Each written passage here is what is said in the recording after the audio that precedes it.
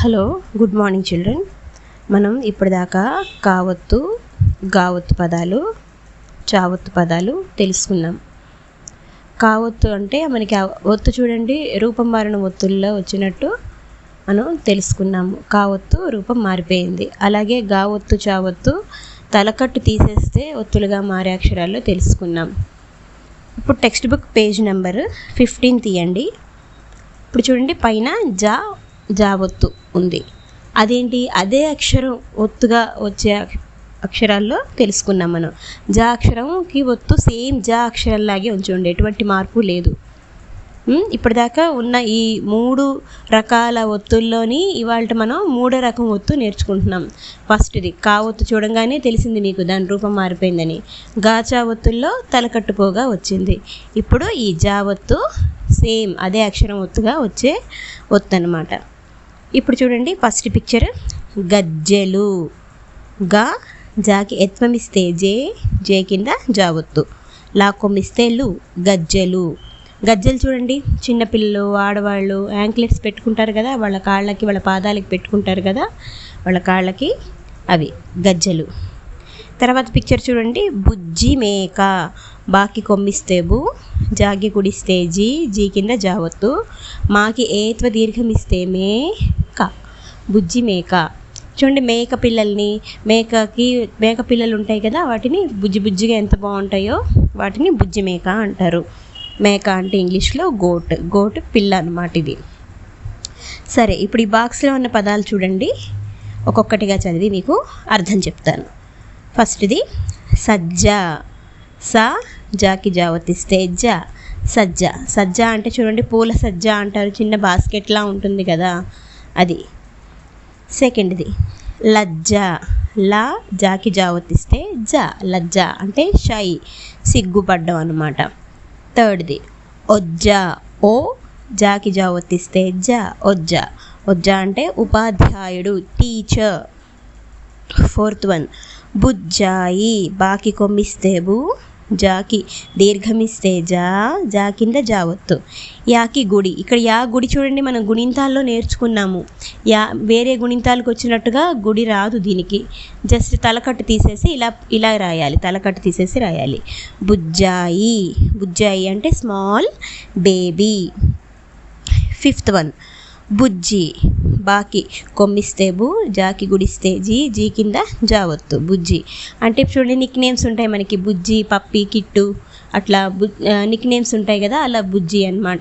చిన్నపిల్లలకైనా పెద్ద పిల్లలకైనా ఎవరికైనా నిక్ నేమ్స్ కింద మాట్లాడతారు అది. సిక్స్త్ వన్ గజ్జి.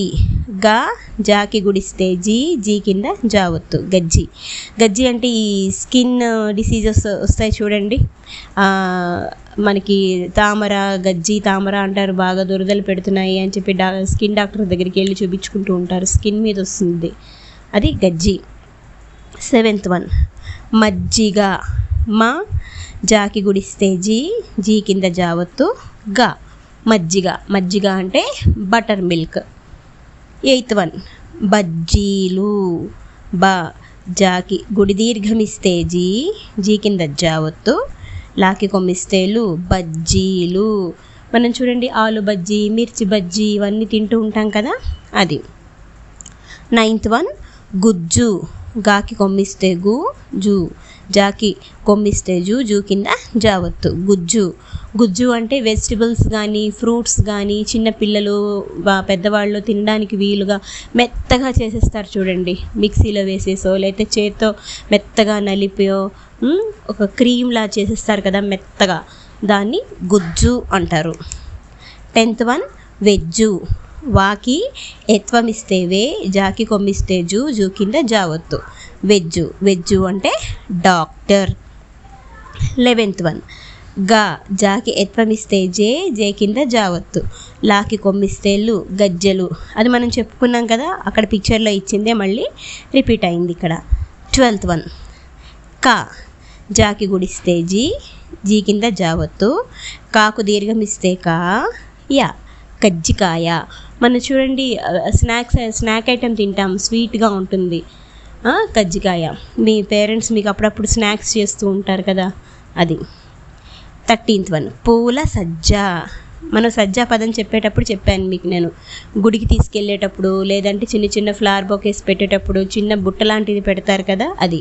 పాకి కొమ్ము దీర్ఘమిస్తే పూ, లా సా జాకి జావొత్తిస్తే జా, పూల సజ్జ. 14th వన్, పాప గజ్జెలు. పాకి దీర్ఘమిస్తే పా, పా, గా జాకి ఎత్వమిస్తే జే, జే కింద జావత్తు, లాకి కొమ్మిస్తే లు, పాప గజ్జెలు అంటే చిన్న పిల్ల కాలికున్న గజ్జెలు అని చెప్పచ్చు. 15th వన్, ఆలు బజ్జీ. ఆ లాకి కొమ్ము దీర్ఘమిస్తే లు, బా జాకి గుడి దీర్ఘమిస్తే జీ, జీ కింద జావత్తు, ఆలు బజ్జీ.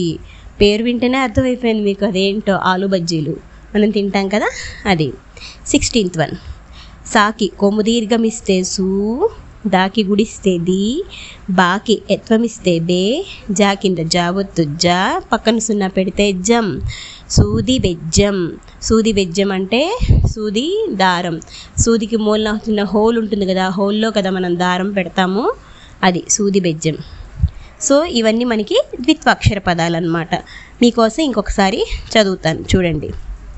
ఫస్ట్ సజ్జ, సెకండ్ లజ్జ, థర్డ్ వన్ ఒజ్జ, 4th వన్ బుజ్జాయి, 5th వన్ బుజ్జి, 6th వన్ గజ్జి, 7th వన్ మజ్జిగ, 8th వన్ బజ్జీలు, 9th వన్ గుజ్జు, 10th వన్ వెజ్జు, 11th వన్ గజ్జెలు, 12th వన్ కజ్జికాయ, 13th వన్ పూల సజ్జ, 14th వన్ పాప గజ్జెలు, 15th వన్ ఆలు బజ్జీ, 16th వన్ సూది బెజ్జం.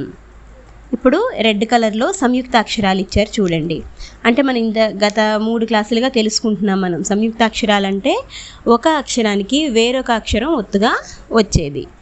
ఇప్పుడు మనం జా ఒత్తు నేర్చుకుంటున్నాం కాబట్టి ఇక్కడ వేరొక హల్లులకి జా ఒత్తు ఇచ్చారు. ఇక్కడ గా కింద జావత్తు గ్జా, బా కింద జావత్తు బజా, రా కింద జావత్తు ర్జా, లా కింద జావత్ ల్జా, డా కింద జావత్ డ్జా, నా కింద జావత్ నిజా.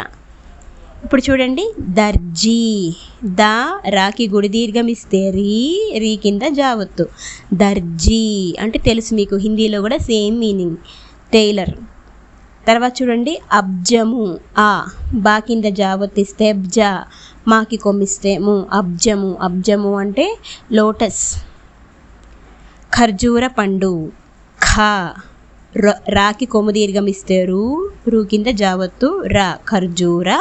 పాకు సున్నా పెడితే పం, డాకి కొమ్మిస్తే డు, పండు. ఖర్జూర పండు అంటే డేట్స్. మీరు తింటారు కదా ఇష్టంగా ఖర్జూరాలు, అది. ఇప్పుడు చూడండి ఈ క్రింది పేరాలోని బ్లూ కలర్లో ఇచ్చారు చూడండి. జావత్తు పదాలు సర్కిల్ సున్నాతోటి గుర్తించాలంటే ఎక్కడైతే జావత్తు పదాలు వచ్చాయో వాటిని మీరు సర్కిల్ చేయాలి. నేను చదువుతాను చూడండి ఒక్కసారి. బుజ్జి పాప గజ్జెలతో అక్క దగ్గరికి వచ్చి కజ్జికాయ తిని మిర్చి బజ్జి తినేసరికి కారం పెట్టింది. వెంటనే మజ్జిగ తాగి సజ్జలోని పూలు తీసుకుంది. బుజ్జిపాప తన కాళ్ళ గజ్జలతో వాళ్ళ అక్క దగ్గరికి వచ్చిందంట. అక్కడికి వచ్చి వాళ్ళ అక్క దగ్గర కజ్జికాయ తింది. వెంటనే మిర్చి బజ్జి తినేసరికి కారం పెట్టిందంట. అప్పుడు ఏం చేసింది, సరే మజ్జిగ తాగి సజ్జలోని పూలు తీసుకుంది. ఇక్కడ మనకి జావత్తు పదాలు ఎక్కడైతే వచ్చాయో వాటికి మీరు సర్కిల్ చేయాలి, సున్నాతోటి గుర్తించాలి. ఓకేనా? Thank you.